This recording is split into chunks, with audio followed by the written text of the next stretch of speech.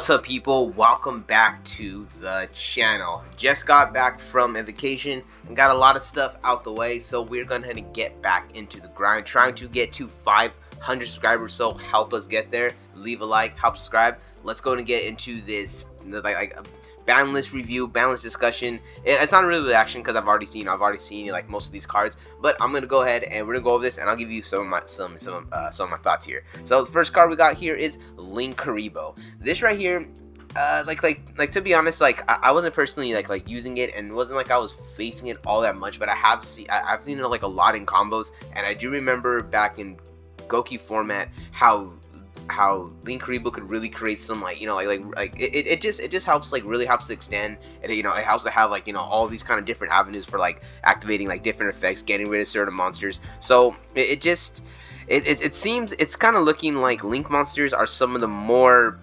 are just like really broken here. I guess like for the while a lot of it that was like some of the XYZs, but we're looking at like a lot of the Link monsters, especially like the lower Link 2 and Link 1s, are just too good. Linkuriboh is one of them. Going over here to Baronne de Fleur and a Borreload Savage Dragon.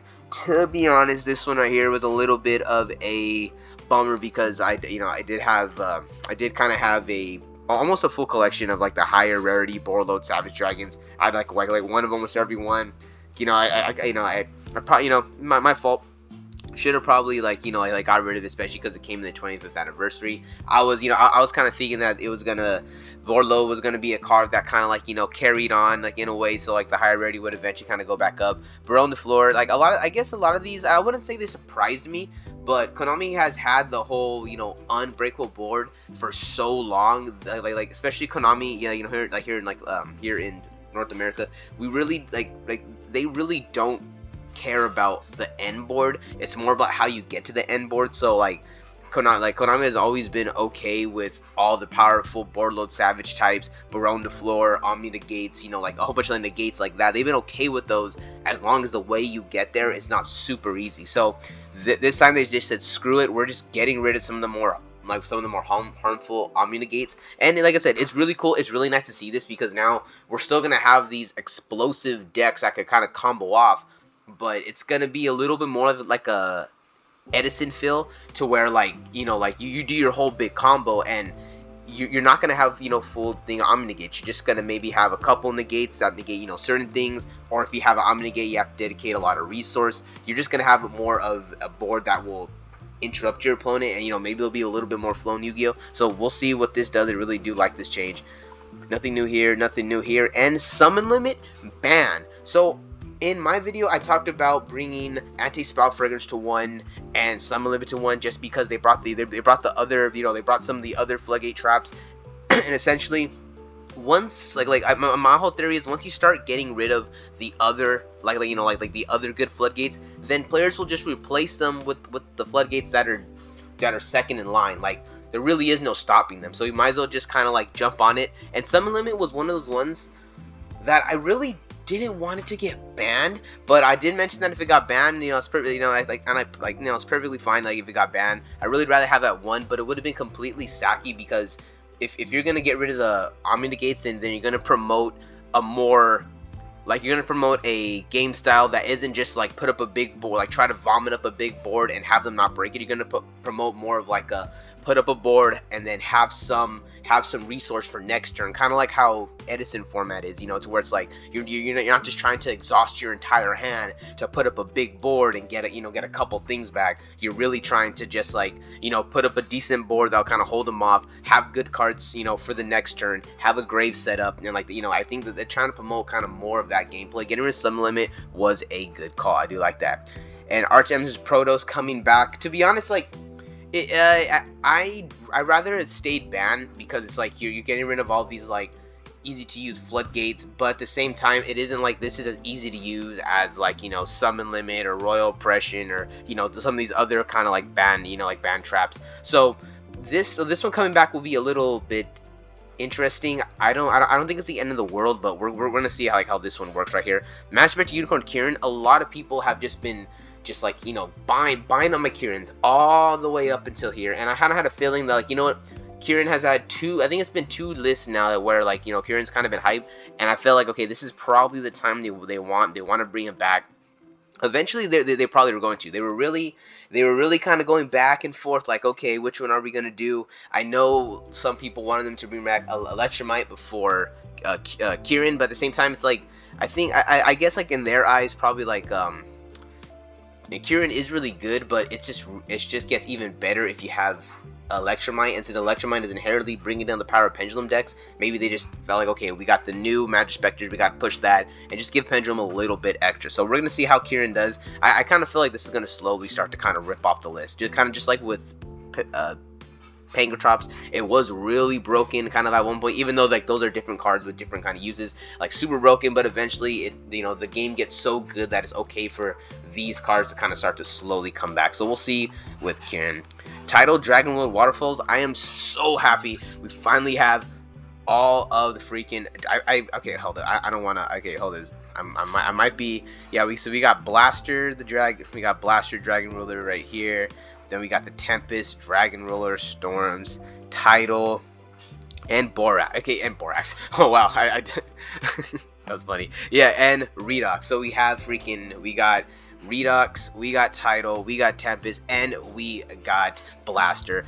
I am going to, like I said, once all 4 come back, I said I was going to try some type of deck, and I'm going to see what I could possibly do with all the Dragon Lords back. I'm really excited. Thunder Dragon Colossus blew my mind. This right here is really wild, because we have, I forgot what it's called. I think it's Nemesis Condor. Nemesis Condor is like an instant Thunder Dragon Colossus. So I'm really interested to see how this one is gonna shake things up. I know people are just like, oh my god this and oh my god that, but you know what? Like I said, Yu-Gi-Oh has gotten crazy fast.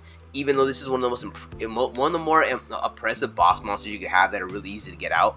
Like I said, Yu-Gi-Oh could be in a position where maybe this is not that much of a big deal, but we will see. Only time will tell with this card.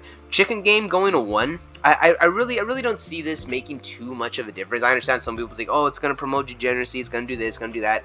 In honesty, like when it's at 3, I understand, because if you like there's certain ways you build a deck. I remember the Chicken Game FTK build, like when it first got announced, which is probably the reason why it got I think it instantly got limited to 1, almost like after the first couple weeks when it was out. So I understand it, but like I said, if Konami's gonna promote more of like a back and forth gameplay, maybe eventually the Nexus will get some other stuff hit that kind of makes this not that big of a deal, that to where like this card is more of a high risk high reward instead of something that people use to just like try to make degenerate combos with. So like we're gonna see with Chicken Game. Like I said, it's the way it works is very interesting. So we're gonna see with that one. Anti-Spout Fragrance limited to 1. Like, to be honest, this one goes out to the people who who put comments on my ban list. On my ban list reaction. Like to be honest, in all fairness to those people, I sounded like a freaking anti-Spout Fragrance sympathizer. I was like, I acted like I was some Valence player that got his feelings hurt one too many times at locals by this card.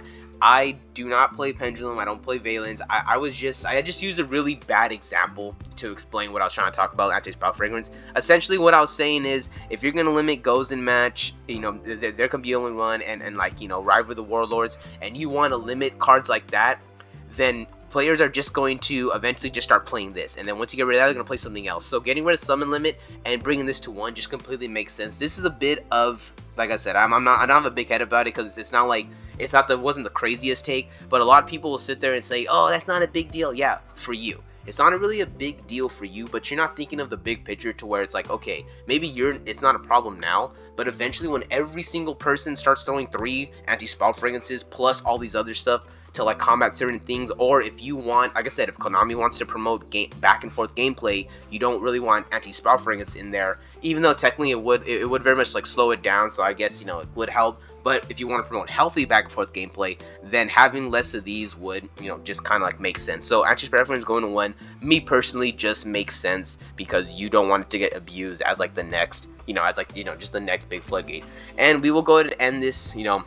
Oh no, we got the semi-limit list. I'm crazy. Okay, so semi-limit, Armageddon Knight to 2, yeah, and purely listed memory, just like I said, it was limited, and now it's at 2, just because Purely needs like a little bit more help. I guess like they don't want Purely, like it's still a good deck, it's still very consistent. It's just that you want to give it a little bit extra to kind of like let it compete. You still want to sell guys, probably want to reprint in the tins or something to sell it later. You got Armageddon Knight coming to 2, which right here, I don't know exactly how I feel about this, because it does eat up your normal summon, so it would be, it's being like in a big combo based deck, unless maybe there's like a more modern version. I don't know, maybe like a value, but like I don't want to say anything, because like there's a lot of stuff that you could be done with sending a dark monster to the grave. That's like one of the more stronger attributes that we have. So this one coming to 2 is very interesting, but potentially it might be like other cards that come to 2 where it's all like it doesn't really make that big of a difference. So we'll see how Armageddon Knight does.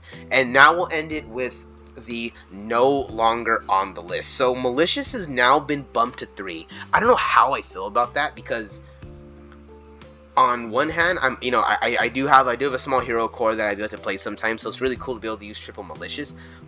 But okay, you know what? I'm seeing it. You have the Armageddon Knight to 3 with the Malicious, so I kind of see what's kind of going on here. You kind of have, I guess, Konami. Like I said, Konami's getting rid of some of the Omnia gates to kind of, but giving it back a couple cards to get a little bit more, like a little bit more graveyard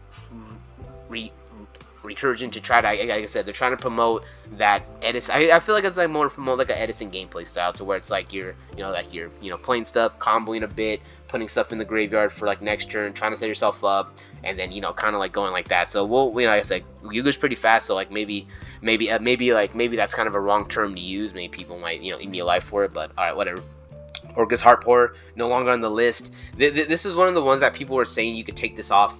It was when it was banned, they could say you could take this off to put it to 3 the next day and nothing would happen. So that's kind of what happened here. Like, it went to 1 and it wasn't that scary, and they realized that, like, just put it to 3, it's gonna be all good. Speedroy Terratop, it was at 2, now it's at 3. To be honest, when it was at 2, it was, it wasn't really that much like a bit of a deal, unless you're gonna actually no, I'm gonna say bring back Zoo, but like you'd also bring back MX Saber Invoker. So like, unless you're going to No, I'm perfectly fine with Speedway Terror coming back to 3. It'll be cool, for random engine decks. It'll be cool for, like a whole bunch of, maybe this is a sign that we're getting ready for the Year of Wind. So like I said, if you're looking for Poisonous Winds and all this kind of other anti-wind stuff, or you're looking at what the next card to invest in, start looking in Wind, because some people think we're going to Water right after, but maybe this might be a sign that like Wind could be the next one. And the last card we're going to talk about here is Sky Striker Mobilized Engage. Was semi-limited, now it is no longer on the list. To be honest, when Engage being at 2 is pretty much it being at 3, especially because Sky Strikers run a lot of like draw power.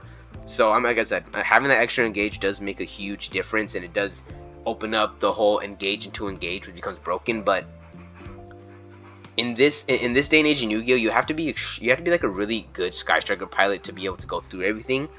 But with this list, and if what I'm saying is true, to where Yu-Gi-Oh wants to promote more of like a back and forth gameplay, Sky Strikers are is one of the best decks at resource management and being able to, like, because you have to be able to play on your opponent's turn, especially with some of like the new support that came out of Magnificent Mavens, the linkage. Like you do have a lot of good cards to play on your opponent's turn. You have like good, really good combos to do on your turn. You have the ability to set up your grave, get a lot of resource, play hand traps. So in a format that's more back and forth, that's like, that doesn't have like a whole big old Omnigate boards, maybe Sky Strikers could be a really crazy pick. So we'll see how this one impacts the list. But if Yu-Gi-Oh stays the way it is, because if you notice, there really wasn't any kind of hits to fire. Like we didn't really see too many fire hits. Like fire is staying fire, and man, that's kind of oh man, that is just how all that goes. Fire staying fire, and we are gonna see where we're at. Alright guys, that's it for the video. Look out for the market watch. Peace out. Catch you in the next one.